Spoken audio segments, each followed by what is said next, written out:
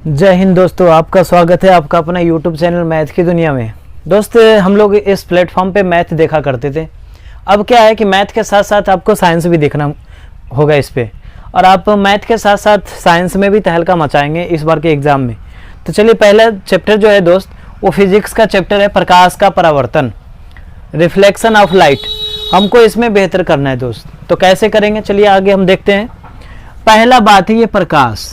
तो चलिए, प्रकाश को हम बाद में समझेंगे, पहले आप ही बताएंगे कि जैसे अंधेरे कोई रूम हो और उस रूम में जाकर के हमको किसी भी सामान को ढूंढना है, तो उस सामान को जब ढूंढेंगे तो उसमें क्या होगी कि रूम अगर अंधेरा रहा तो हमको कठिनाइयाँ हो सकती है उस सामान को ढूंढने में, क्योंकि कोई वस्तु जब ही हमको दिखाई पड़ता है जब उस पर प्रकाश पड़ता है, और वो प्रकाश को क्या करता है, परावर्तन करता है, जो हमारे आंखों पे दिखाई पड़ती है। तो उसमें सबसे पहले क्या करना है दोस्त, प्रकाश का परावर्तन चैप्टर है, उसमें सबसे पहले हमको प्रकाश के बारे में समझना है, लाइट के बारे में समझना है। ये प्रकाश होता क्या है, तो हम आपको पहले ही बताया दोस्त कि जब अंधेरे कमरे में जाएंगे, किसी सामान को अगर ढूंढेंगे तो उसको ढूंढने में हमको काफ़ी कठिनाइयाँ सामना देखना पड़ेगा। तो उसमें क्या होगा दोस्त कि प्रकाश की आवश्यकता पड़ती है। तो ये प्रकाश होता क्या है, ये प्रकाश जो है दोस्त वो भौतिक कारक है। हम इसकी सहायता से, किसकी सहायता से, प्रकाश की सहायता से किसी भी वस्तु को आसानी से देख पाते हैं। तो आपसे अगर क्वेश्चन एग्जाम में पूछे एग्जामिनर कि प्रकाश से आप क्या समझते हैं, तो आप उसको कैसे समझाएंगे दोस्त कि प्रकाश वह भौतिक कारक है जिसकी सहायता से हम किसी भी वस्तु को आसानी से देख पाते हैं। आई होप कि आप समझ गए होंगे। हमको जहाँ तक विश्वास है कि आप आसानी से समझेंगे इस प्लेटफॉर्म पे।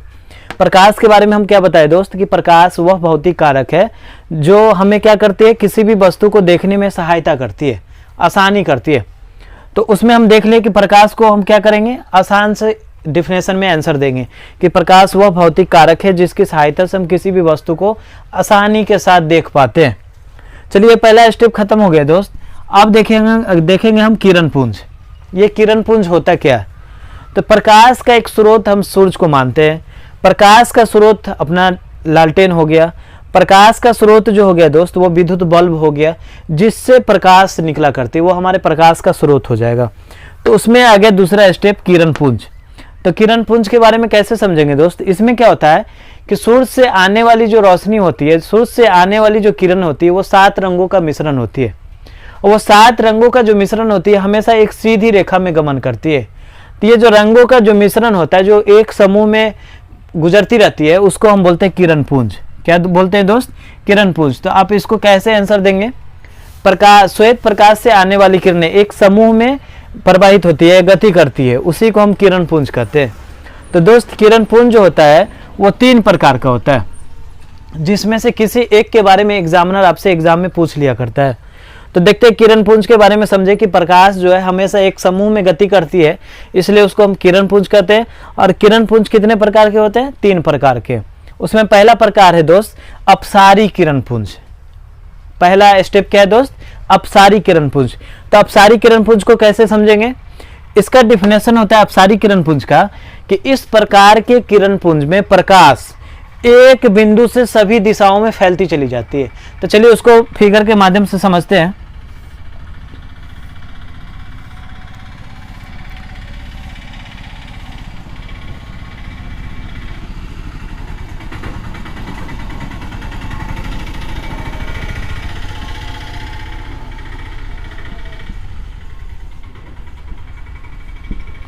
दोस्त, ये क्या हो गया, अपसारी किरण पुंज। अब इसको फिगर के माध्यम से अगर आप पढ़ेंगे तो आसानी से आपके दिमाग में सेट हो जाएगा, और हमको यहाँ तक विश्वास है कि आपके दिमाग में उतार करके ही छोड़ेंगे।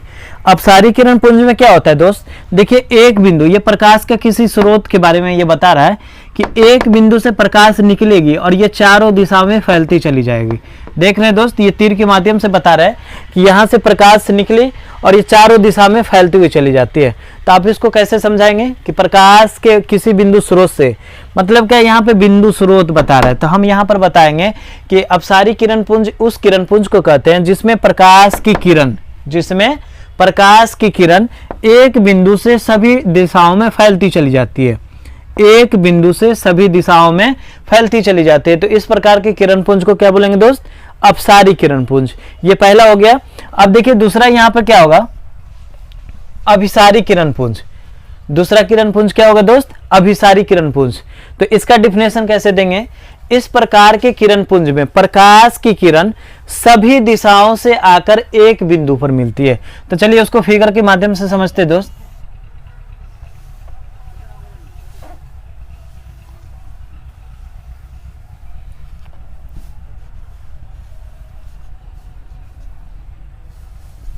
देखिए तीर के माध्यम से समझिएगा दोस्त, और ये फिगर के माध्यम से समझिएगा तो आपको आसान हो जाएगा। डिफिनेशन रट्टामल नहीं बनना है। यहाँ पर क्या करना है दोस्त, आपको ऐसे समझना है कि एग्जाम में आसानी से लिख पाए। ऐसा नहीं कि रट्टूमल की तरह याद करते रहे कि अभिसारी किरण पुंज किसे कहते हैं, अपसारी किरण पुंज कहते हैं, ऐसा कुछ नहीं। फिगर देखेंगे और फिगर को माइंड में इस तरीके से सेट करेंगे कि आपको डिफिनेशन ऑलरेडी अपने आप बन जाएगा। रटने से कुछ नहीं होगा दोस्त। तो इसमें देखिए क्या हो रहा है, एक बिंदु से ये क्या हो रहा है, तीर देखिए सभी दिशाओं में फैलते हुए चली जा रही है एक बिंदु से, और इसमें देखिए सभी दिशाओं से आकर के एक बिंदु पर मिल रही है। तो आप फिगर के माध्यम से आप डिफिनेशन दे सकते हैं कि इस प्रकार के किरण पुंज में प्रकाश की किरण सभी दिशाओं से आकर एक बिंदु पर मिलती है, सभी दिशाओं से आकर के एक बिंदु पर मिलती है। तो इस प्रकार की किरण पुंज को हम अभिसारी किरण पुंज कहते हैं।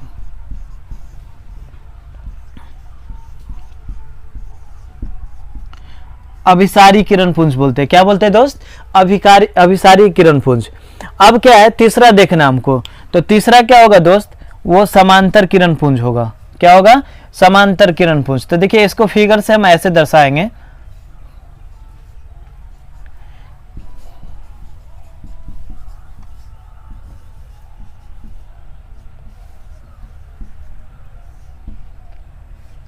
अब क्या लिखे दोस्त, समांतर किरण पुंज। तीसरा यही है। आपको ऐसे अगर एग्जाम में ऑब्जेक्टिव में पूछे कि किरण पुंज कितने प्रकार के होते हैं, तो ऑप्शन में आपको 1 2 3 4 कुछ भी देखने को मिले, तो उसमें 3 जहां पर लगे दोस्त उसको टिक कर सकते हैं। क्योंकि आपको बताया कि किरण पुंज क्या होता है, प्रकाश जो आती है वो एक समूह में आती है, उसमें विभिन्न कलर होता है, और वो समूह में जब आती है तो उसको हम किरण पुंज बोलते हैं। और ये किरण पुंज जो है वो 3 प्रकार का होता है। इसको आपको ऐसे भी पूछ सकता है, प्रकाश के किरण पुंज से आप क्या समझते हैं, या प्रकाश पुंज से आप क्या समझते हैं, तो उसका डिफिनेशन सेम देंगे। और ये किरण पुंज कितने प्रकार के होते हैं दोस्त, 3 प्रकार के। देखिए पहला हम क्या समझे, अपसारी किरण पुंज, दूसरा क्या समझ रहे हैं, अभिसारी किरण पुंज, और तीसरा अपना गया समांतर किरण पुंज। इसमें क्या होगा दोस्त, आप ऐसे डिफिनेशन देंगे कि इस प्रकार के किरण पुंज में प्रकाश की किरण एक दूसरे के समांतर गति करती है। देख रहे हैं फिगर से, एक दूसरे के पैरेलल है, ये समांतर है। तो आप इसको फिगर के माध्यम से दिमाग में सेट करेंगे, रटने से कुछ नहीं होगा। अगर रट करके जाएंगे तो आप इसको मिस्टेक कर सकते हैं, उल्टा पल्टी लिख सकते हैं, इसलिए आपको समझना है। अब सारी किरण पुंज में क्या होगा कि प्रकाश की किरण एक बिंदु से सभी दिशाओं में फैलती चली जाएगी। अभिसारी में क्या होगा दोस्त, सभी दिशाओं से आकर के एक बिंदु पर मिलेगी। और समांतर में क्या होगा कि इसमें किरण जो होगा वो एक दूसरे के समांतर गति करती रहेगी, तब जाकर के इसको हम बोलेंगे समांतर किरण पुंज। आई होप आप पूरे समझ गए होंगे। चलिए अब यहाँ पर देखिए, ये किरण पुंज समाप्त हो गया, इसका टाइप्स भी खत्म हो गया। अब हम देखेंगे पारदर्शी। पारदर्शी में कैसे दिखाएंगे दोस्त, इसमें क्या होगा, आप डिफिनेशन में लिखेंगे पारदर्शी उस पदार्थ को कहा जाता है, पारदर्शी उस पदार्थ को कहा जाता है जिसके एक ओर से देखने पर, जिसके एक ओर से देखने पर दूसरे ओर की वस्तु साफ साफ दिखाई पड़ती है। आप देखे होंगे विभिन्न माध्यमों से आप देखेंगे दोस्त। तो इसमें आपको क्या कहे पारदर्शी पदार्थ में, कि वैसा पदार्थ जिसको एक तरफ से देखने पर दूसरे तरफ की वस्तु साफ साफ दिखाई पड़े। तो उसमें हम क्या करेंगे, ऑप्शन में देंगे शीशा। आप देखते होंगे शीशा भी कई प्रकार के होता है, जिसमें शीशा में अगर एक तरफ से पेंट कर दिया जाए, अगर रंजित कर दिया जाए, तो दूसरी तरफ की वस्तु आपको दिखाई नहीं देगा। तो इसमें शीशा में क्या हो रहा है दोस्त, कि पारदर्शी पदार्थ में इसको शीशा का उदाहरण देंगे। इसमें क्या होता है कि जब एक तरफ से देखते हैं तो दूसरी तरफ की वस्तु दिखाई पड़ता है, तो वो हमारा पारदर्शी पदार्थ होता है। उसका डिफिनेशन में कैसे लिखेंगे, पारदर्शी पदार्थ उस पदार्थ को कहा जाता है जिसमें एक तरफ से देखने पर दूसरे तरफ की वस्तु आसानी से दिखाई पड़े, तो उसे ही पारदर्शी पदार्थ कहते हैं। आप देखिए यहाँ पे पारभासी पदार्थ, पारभासी। अब पारभासी पदार्थ में क्या होगा दोस्त, इसमें क्या होता है, इसमें भी दिखाई पड़ता है, इसमें तो साफ साफ दिखाई पड़ा और इसमें भी दिखाई पड़ता है, लेकिन वो जो वस्तु है वो साफ साफ दिखाई नहीं देता है। तो इसका डिफिनेशन कैसा देंगे, पारभासी पदार्थ उस पदार्थ को कहते हैं जिसमें एक ओर से देखने पर दूसरे ओर की वस्तु आंशिक रूप से दिखाई पड़ता है। आंशिक का मतलब आप समझ रहे हैं कि दिखाई पड़ता है लेकिन साफ साफ दिखाई नहीं देता है, तो वो हमारा क्या हो जाएगा, पारभासी पदार्थ हो जाएगा। चलिए अब नेक्स्ट क्या है, अपारदर्शी पदार्थ। अपारदर्शी, देखिए यहाँ पे पारदर्शी बोला और ये बोला अपारदर्शी, तो इसके बारे में समझेंगे। अपारदर्शी पदार्थ का मतलब क्या होगा दोस्त, इसमें क्या होगा कि जब हम किस एक तरफ से देखेंगे तो दूसरे तरफ की वस्तु साफ साफ दिखाई नहीं देगा। तो इसका डिफिनेशन में हम क्या कर सकते हैं, लकड़ी दे सकते हैं, दीवार दे सकते हैं, जिसमें हम क्या करेंगे, एक तरफ से देखेंगे तो दूसरी तरफ की वस्तु नहीं दिखाई पड़ेगा। जैसे देख लीजिए ये बोर्ड है, हम इस तरफ से देखेंगे तो दूसरी ओर की वस्तु दिखाई नहीं पड़ेगा, तो ये बोर्ड क्या हो गया दोस्त, अपारदर्शी पदार्थ हो गया। आप इसको भी समझ गए। आपको ऐसे माइंड में सेट करना है कि रटने की कोई जरूरी ना हो, रटेंगे तो फिर क्या हो सकता है, एग्जाम में दिक्कत हो सकता है। अब देखिए अगला क्या है, प्रकाश का परावर्तन। अब ये देखिए मेन चैप्टर क्या है दोस्त, प्रकाश का परावर्तन, तो इसके बारे में अब हम समझेंगे। तो प्रकाश के परावर्तन से आप क्या समझते हैं, इस प्रकार का क्वेश्चन एग्जाम में आपको देखने को मिलता है। अब क्या है, प्रकाश के परावर्तन के बारे में समझेंगे। यहाँ पर परावर्तन का मतलब होता है लौट जाना, टकरा करके लौट जाना। तो इसका डिफिनेशन हम कैसे देंगे, प्रकाश के परावर्तन से आप क्या समझते हैं, तो इसका डिफिनेशन देंगे, प्रकाश के किसी बिंदु स्रोत से आने वाली किरण जब किसी समतल सतह के किसी एक बिंदु पर टकराती है या किसी समतल सतह से टकराती है, टकराने के बाद लौट जाती है, तो इस घटना को हम प्रकाश का परावर्तन कहेंगे। दोस्त क्या कहेंगे, प्रकाश के परावर्तन में कैसे बोलेंगे कि प्रकाश के किसी बिंदु स्रोत से आने वाली किरण किसी समतल सतह से टकरा करके लौटती है, तो ये जो घटना है वो अपना प्रकाश का परावर्तन कहलाता है। आई होप समझ गए होंगे। चलिए आप यहाँ पर नेक्स्ट बिंदु क्या है दोस्त, प्रकाश का परावर्तन के नियम। अब इसमें हमको क्या करना है, ये 2 नंबर में क्वेश्चन एग्जाम में आता है और आप अप टू डेट उल्टा करके देखेंगे। अप टू डेट एक ऐसा बुक है दोस्त जिसको प्रीवियस ईयर्स क्वेश्चन बोला जाता है। आपसे पहले जितने भी एग्जाम हुआ उसमें आपको ये सब क्वेश्चन देखने को मिलेगा, तो उसके हिसाब से अगर आप तैयारी कर रहे हैं तो आपका तैयारी बेस्ट हो जाएगा दोस्त। तो देखिए अगला क्या नियम, प्रकाश का परावर्तन के नियम। तो पहला क्या नियम होता है दोस्त, इसमें प्रकाश के परावर्तन के पहला नियम देखिएगा यहाँ पे, कहेंगे आपतित किरण, परावर्तित किरण और आपतन बिंदु पर खींचे गए अभिलंब तीनों एक ही समतल में होता है। तो ये आपतित किरण कहाँ से आया, परावर्तित किरण कहाँ से आया और आपतन बिंदु कहाँ से आया, वो हम आगे बताएंगे आपको, इससे आगे आपको बताने जा रहे हैं। तो इसमें प्रकाश का परावर्तन के पहला नियम क्या होगा दोस्त, आपतित किरण, परावर्तित किरण और आपतन बिंदु पर खींचे गए अभिलंब तीनों एक ही समतल में होते हैं। और दूसरा क्या होगा दोस्त, आपतन कोण परावर्तन कोण के बराबर होता है, आपतन कोण परावर्तन कोण के बराबर होता है, जिसको हम ऐसे लिखते हैं दोस्त, साइन आई, कोण साइन आई बराबर कोण साइन आर। इससे उसको हम इंडिकेट करते हैं। आपको ऑब्जेक्टिव में देखने को मिलेगा कि प्रकाश के परावर्तन के नियम को सूचित करता है, तो कोण साइन आई बराबर कोण साइन आर। तो इससे आगे देखिए दोस्त क्वेश्चन आपको बताते हैं कि किस प्रकार से एग्जाम में आता है। आप देखे थे कि प्रकाश के परावर्तन के नियम में आपको बताए थे आपतित किरण, परावर्तित किरण और आपतन बिंदु, ये बात बताए थे, लेकिन उस समय इसके बारे में जानकारी हमको नहीं थी। फिगर देखे होंगे आपको किताब में, ऐसे भी देखने को मिलेगा और इसका उल्टा फिगर भी दिखेगा, ये बात नीचे रहेगा और ये ऊपर रहेगा। तो इसके बारे में अभी बारी बारी से समझेंगे दोस्त। यहाँ से भी आपको एक क्वेश्चन बनेगा और कैसे बनेगा वो बता रहे हैं आपको। जैसे इसमें देखिए ये एक मिरर है जिसको आईना बोलते हैं, शीशा बोलते हैं, दर्पण बोलते हैं दोस्त। देखिए ये समतल दर्पण है और समतल दर्पण प्रत्येक लोगों के घरों में पाया जाता है। क्यों नहीं पाया जाता है, क्योंकि हम यहाँ पर जानते हैं दोस्त कि हम लोग जब अपने घरों पर शीशा देखने का काम करते हैं तो उसमें ये समतल दर्पण हुआ करता है, इसी में हम लोग अपने चेहरे को देखते हैं। तो ये समतल दर्पण की घटना कैसे घटती है वो देखिए दोस्त। यहाँ पर प्रकाश की किरण आ रही है, जिसको आने वाली किरण को क्या नाम दिए दोस्त, आपतित किरण, और आने के बाद इस समतल सतह से टकरा गई और टकराने के बाद देखिए लौट रही है, ये लौट रही है, एरो दिखा रहा है, तीर दिखा रहा है, ये लौट रही है, तो इसको क्या बोलेंगे, लौटने वाली किरण को परावर्तित किरण कहेंगे। और बीच में ये अभिलंब है दोस्त, ये क्या है, अभिलंब है, आप इसको ऐसे लिख सकते हैं, अभिलंब। दोस्त जिस दिन ये फिगर आपके माइंड में सेट हो गया ना, तो आपको रटने की जरूरी नहीं होगा। देखिए यहाँ पे हम कुछ नहीं लिखे हैं और इसी फिगर के माध्यम से आपको बारी बारी से समझाएंगे और आपको भी रट्टूमल नहीं बनना है दोस्त। आपके एग्जाम में परफॉर्मेंस अच्छा हो इसके लिए पूरी मेहनत करेंगे हम और आप हमारे साथ लगे रहेंगे। और ये सेशन जो है दोस्त अपने दोस्तों के साथ शेयर करेंगे, उनको भी फायदा हो जाएगा, क्योंकि आप अपने तक नहीं रखे इसको, आप अगर शेयर करेंगे तो उनको भी फायदा हो जाएगा। दोस्त अगर वीडियो अच्छा लगे तो लाइक भी कर देंगे, इससे क्या होगा कि हमको मोटिवेशन मिलेगा और हम आपके साथ अच्छा काम करेंगे और आपका भी फायदा हो जाएगा। इसमें आपसे कोई चार्ज नहीं लिया जा रहा दोस्त। तो इसमें देखिए क्या हो रहा है, आपतित किरण, ये आने वाली किरण है और ये क्या हो रही है, दर्पण से टकरा करके लौट रही है, दर्पण से टकरा करके लौट रही है। तो ये लौटती है, तो इस आने वाली किरण को डिफिनेशन में कैसे बताएंगे, टकरा करके लौट रही है, तो फिर इसको कैसे डिफिनेशन में बताएंगे।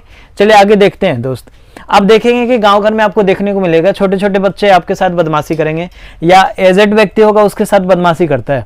सूर्य से आने वाली किरण को क्या करता है, अपने शीशा पे लेता है और सामने वाले व्यक्ति को आंख पे चमकाता है। इससे क्या होता है कि सामने वाले व्यक्ति जो होते हैं वो गुस्से हो जाते हैं, उनको डांटते भी है। तो चलिए आपतित किरण को देखते हैं।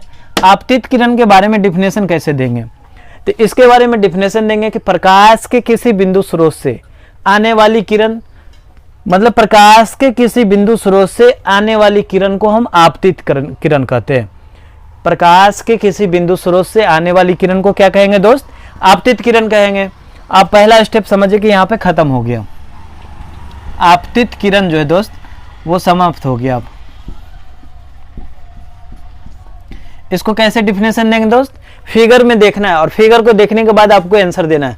आपको दिक्कत नहीं होगा, आपको रट्टू मल नहीं बनना है। आप अपने कॉपी को भी तैयार करेंगे तो दोस्त हमारे वीडियो को पॉज करेंगे, मतलब रोकेंगे और उसको धीरे धीरे से इसको पॉइंट लिखेंगे। पॉइंट आपके माइंड में रहा तो आप आसानी से उसको डिफिनेशन दे सकते हैं, रटने की कोई जरूरी नहीं है। और खास करके मेरे साथ आपको रटने वाली जरूरी यहाँ नहीं होगी। तो आपतित किरण के बारे में क्या बताए दोस्त कि प्रकाश की किसी बिंदु स्रोत से आने वाली किरण, जिसे हम क्या कहते हैं, आपतित किरण कहते हैं। चलिए दूसरा स्टेप देख लेते हैं दोस्त, परावर्तित किरण।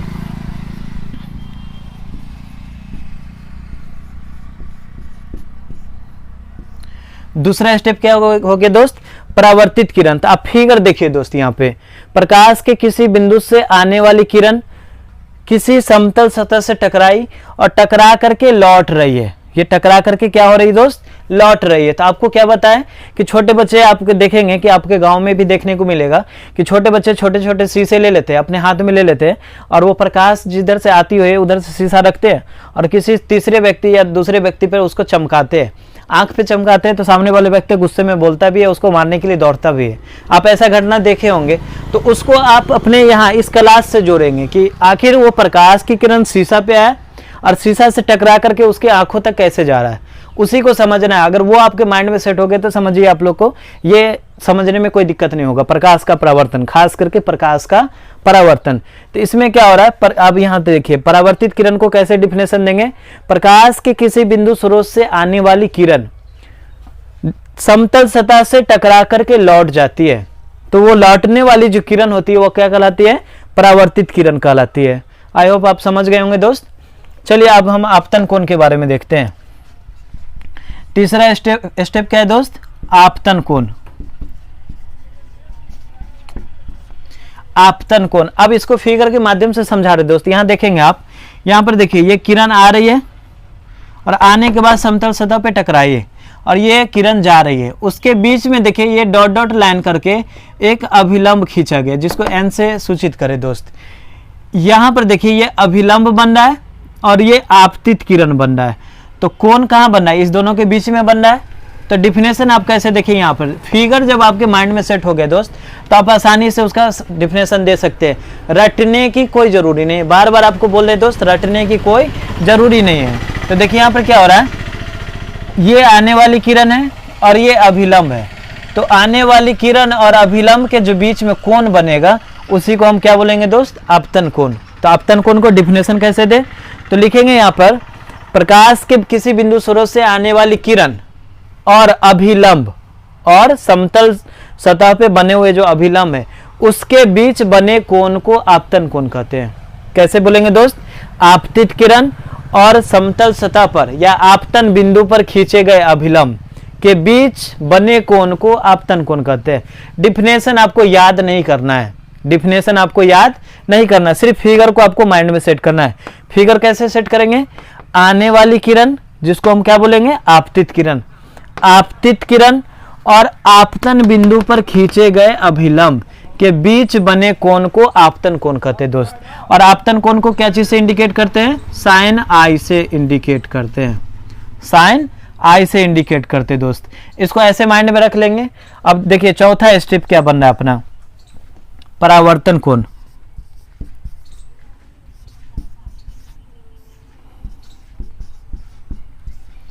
चौथा स्टेप क्या बना दोस्त? परावर्तन कोण। तो फिर इसको कैसे डिफिनेशन देंगे? देखिए यहां पे फिगर देखेंगे। फिर आपतन बिंदु पर खींचे गए अभिलंब और जाने वाली किरण जिसको हम क्या बोलते हैं? परावर्तित किरण। तो इसका डिफिनेशन कैसे देंगे दोस्त? आपतन बिंदु पर खींचे गए अभिलंब और परावर्तित किरण के बीच बने कोण को परावर्तन कोण कहते हैं। फिर से सुनेंगे दोस्त। आपतन बिंदु पर खींचे गए अभिलंब और परावर्तित किरण के बीच बने कोण को परावर्तन कोण कहते हैं। तो इसको इंडिकेट क्या चीज से करेंगे दोस्त? कोण साइन आई से, कोण साइन आर से, सॉरी यहां पे इसको इंडिकेट कैसे करेंगे दोस्त? कोण साइन आर से। अब देखिए किसको किसको समझ गए हम लोग? आपतित किरण, परावर्तित किरण, आपतन कोण, परावर्तन कोण। अब देखिए यहाँ पे एक अभिलंब बचा, तो चलिए अभिलंब को भी क्यों छोड़ेंगे, उसको भी हम देख लेते हैं स्टेप। अगला स्टेप क्या हो गया दोस्त? अभिलंब।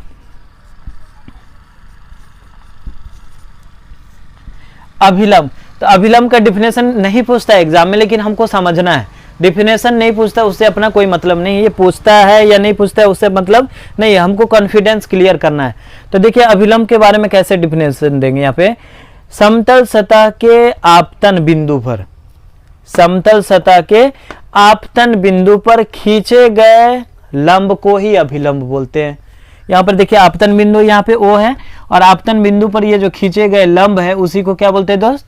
अभिलंब बोलते हैं, जिसको हम N से इंडिकेट करें। यहाँ पे N से, जरूरी नहीं है कि N ही लिखना है, जो आप लेटर लिखना चाहते हैं लिख सकते हैं, कोई दिक्कत नहीं है। नेक्स्ट में आपतन बिंदु। आपतन बिंदु के बारे में भी डिफिनेशन आपसे एग्जाम में नहीं पूछेगा।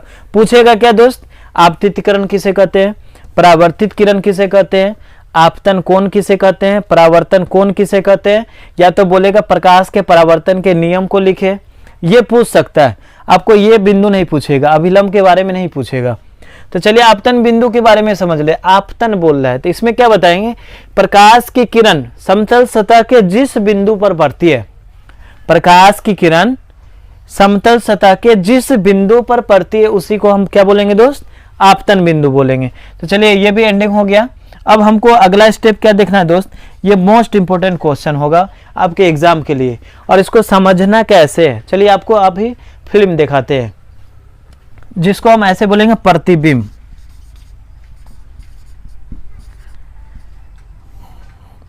चलिए प्रतिबिंब को देखते हैं दोस्त। प्रतिबिंब का मतलब होता है छाया बनना, किसी भी वस्तु का जो छाया बनता है उसी के बारे में समझना है। तो प्रतिबिंब के बारे में समझने से पहले आपको क्या करना है? फिल्म देखना है। फिल्म देखने का मतलब क्या होता है दोस्त?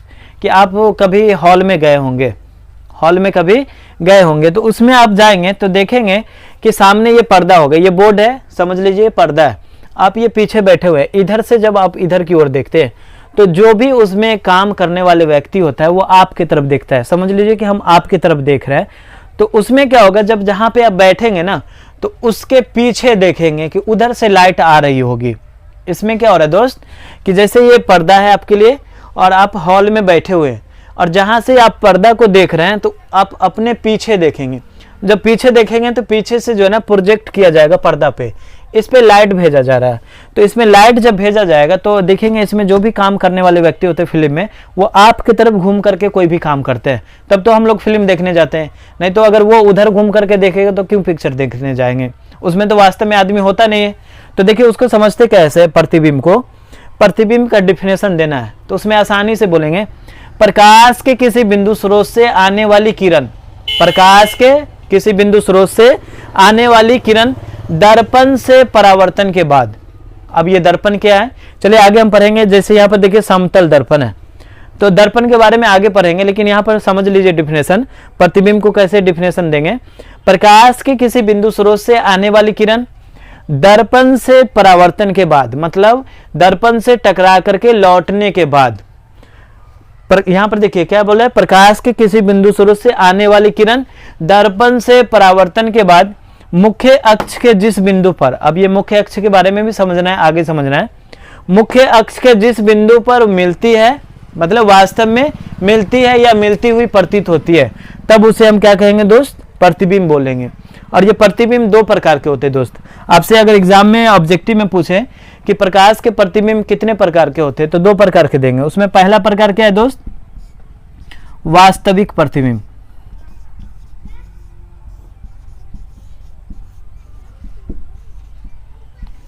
ये वास्तविक प्रतिबिंब होता क्या है, इसके बारे में समझेंगे। वास्तविक प्रतिबिंब में क्या होगा कि प्रकाश के किसी बिंदु स्रोत से आने वाली किरण, हम हमेशा बोलते हैं दोस्त प्रकाश के किसी बिंदु स्रोत से आने वाली किरण, तो आपको पहले ही बता दिए थे दोस्त, प्रकाश का जो स्रोत होता है वो टॉर्च हो जाएगा, लालटेन हो जाएगा, सूरज हो जाएगा, जिससे प्रकाश उत्पन्न होती है। प्रकाश का स्रोत के बारे में आपको बोले कि निम्नलिखित में से कौन सा प्रकाश का स्रोत है, तो आप इतना माइंड में रखेंगे, जिससे प्रकाश उत्पन्न होती है, जिससे प्रकाश निकलती है, वो हमारा प्रकाश का स्रोत होता है। तो चलिए वास्तविक प्रतिबिंब के बारे में देखते हैं। इसमें क्या बताया आपको कि प्रकाश के किसी बिंदु स्रोत से आने वाली किरण दर्पण से परावर्तन के बाद, मतलब दर्पण से टकराने के बाद मुख्य अक्ष के जिस बिंदु पर वास्तव में मिलती है। वास्तविक प्रतिबिंब के बारे में डिफिनेशन दे रहे दोस्त। अगर प्रतिबिंब आप समझ गए तो इसको अलग और इसके बाद जो लिखाएंगे उसको अलग, आसानी से आप डिफिनेशन दे सकते हैं। तो आपको क्या बताया, प्रकाश के किसी बिंदु स्रोत से आने वाली किरण दर्पण से परावर्तन के बाद मुख्य अक्ष के जिस बिंदु पर वास्तव में मिलती है उसे हम वास्तविक प्रतिबिंब कहते हैं। आई होप आप समझ गए होंगे दोस्त। इसमें आपको कठिनाइयां नहीं होने देंगे और आप हमारे साथ जुड़े रहेंगे तो आपको बेहतर तैयारी करवा सकते हैं दोस्त। अभी से आपको मैथ के साथ साथ साइंस की तैयारी भी हम करवाएंगे, आप टेंशन नहीं लेंगे। दूसरा दोस्त क्या हो जाएगा, आभासी प्रतिबिंब। आभासी या काल्पनिक,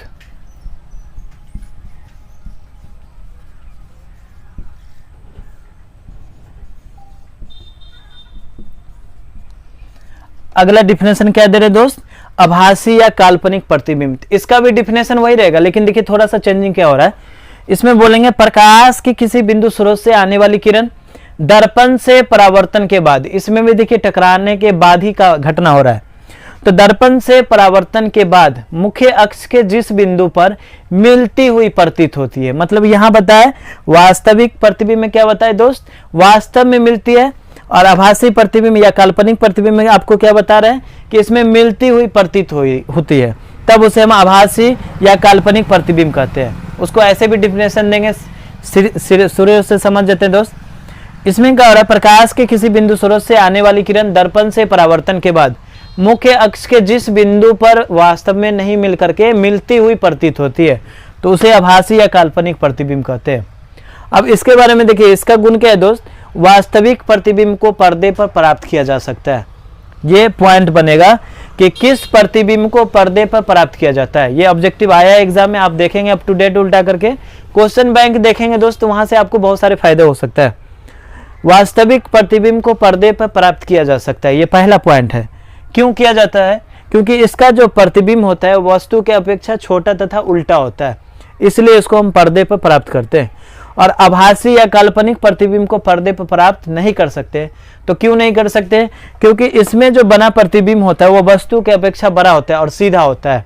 तो जब सीधा होगा तो आप हम लोग पिक्चर नहीं देखने जा सकते, क्योंकि वो उधर घूम करके काम करेगा, तो हम लोग क्यों देखने जाएंगे। तो आभासी या काल्पनिक प्रतिबिंब को पर्दे पर प्राप्त नहीं किया जाता है। ये स्टेप रहा दोस्त, आज के लिए इतना ही। आप इसी चैप्टर का भी दर्पण और पढ़ेंगे, तो आपको समझना है और आपको ये प्रॉमिस करना है दोस्त कि आप अगर हमें कोऑपरेट करेंगे तो आपको हम एग्ज़ाम तक ऑलरेडी मेहनत करके आपको कोऑपरेट करेंगे, आपका साथ देंगे। इसलिए आपको साथ हमको क्या देना है दोस्त, अपने दोस्तों के साथ शेयर करना है। और आप अगर इस चैनल पर नए हैं तो आप चैनल को सब्सक्राइब कर ले, लाइक कर दे और कमेंट्स में ये बताएं कि आपको कैसा लगा सेशन।